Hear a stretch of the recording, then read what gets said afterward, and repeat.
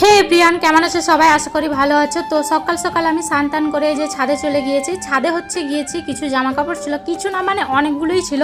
তো আজকে বেশ রোদ দিচ্ছে, তো ছাদে না শুকোলে এগুলো বেশ হবে না। তো আমি ছাদে এগুলো শুকোনোর জন্য চলে গিয়েছিলাম। বেশ কটা মেলে দিয়েছি, সব দেখাতে পাচ্ছি না। আর এই যে দেখছো বেগুন গাছটা কত বেগুন ধরেছে, দেখো একটা কাকু লাগিয়েছে।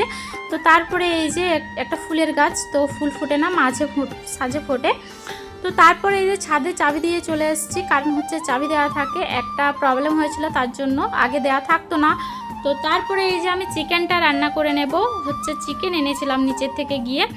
আজকে চিকেন খেতে খুব ইচ্ছে করছে, তো আমি বলেইছিলাম আগের ভিডিওতে, তাই আমি নিচের থেকে চিকেন নিয়ে চলে এসেছি। তো এখানে একটু পেঁয়াজটা কম দিয়েছি, কারণ আমি যেটা পেস্ট করব সেখানে অনেক কটাই দিয়েছি।